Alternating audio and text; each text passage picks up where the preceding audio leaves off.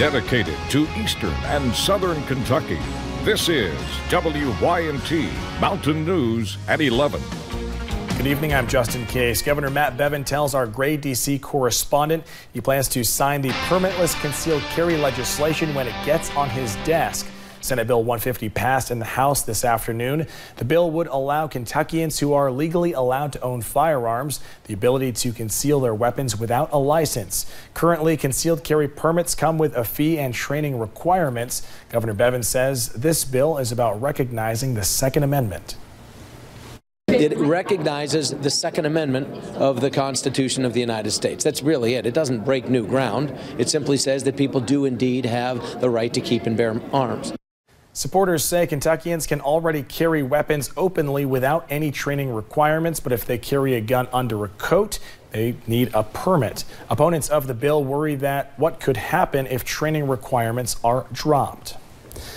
Police in Laurel County need your help finding a pair of robbers. During their getaway, deputies say they nearly ran over children waiting on a school bus. This is them. It happened around 6:30 this morning at Love's truck stop about 10 miles south of London. Deputies chased the van to the end of the road, but say the suspects ran into the nearby woods. If you know anything about these people, please give the sheriff's office a call in Laurel County.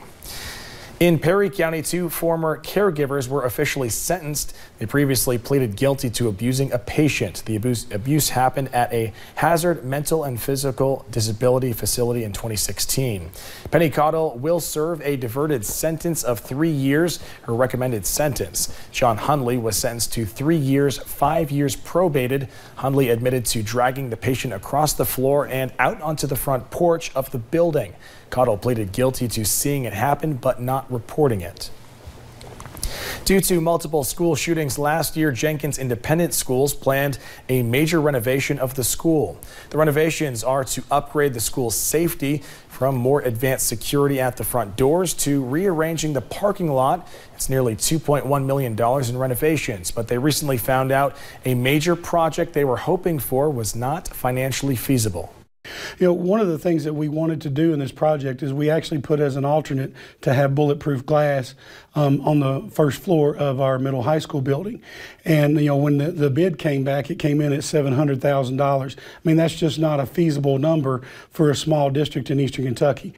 One of the things the school does already have is a school resource officer thanks to help from the city. They've also installed a surveillance system around the school.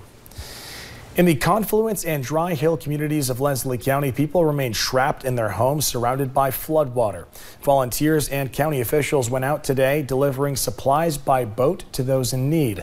Officials say they've made several deliveries throughout the week and everyone is grateful for the help. Grace Langdon is one of the people who they took food and water to. It means a lot to me. I bless them for everything that they're doing. County officials tell us the National Guard is setting up in the county tonight to assist with helping those trapped by flooding. Today, students from several counties in our region competed and showcased their technical skills at the Hazard Community Technical College's technical campus.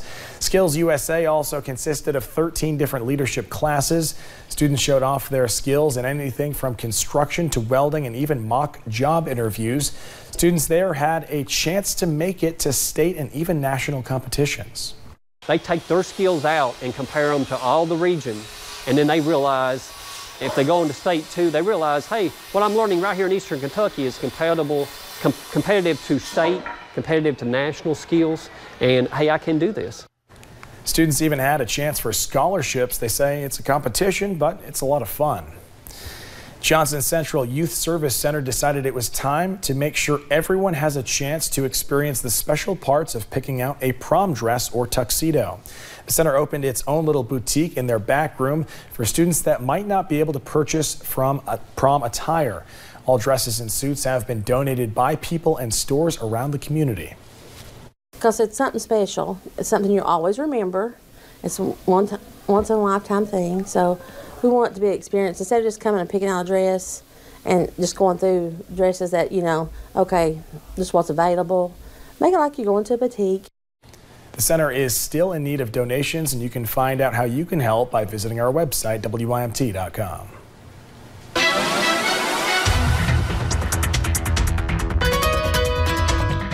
Mostly cloudy skies and showers have been the big story for us today, but now most of that rain working out, and we're looking at a cloudy night with patchy dense fog becoming the main story. It's 35 in Jackson, 39 in Hazard, with 40 degrees in Harlan and 42 in Bell County, but with calm winds and that moisture left over on the ground, we will be dealing with reduced visibility tonight and throughout the morning hours. If you're headed over here to the spotter class tomorrow, that begins at 10 a.m. It's free and open to the public, and you might have to take yourself, give yourself a few extra minutes and take your time. Of course, notice throughout the day tomorrow we're okay, but by Sunday, that's where the rain works in, and on the backside of this system, we could be looking at some of that snow. That's what we're going to continue to watch, and that is the big question is, can that snow stick? And if so, well, how much could we get? Of course, the European putting anywhere down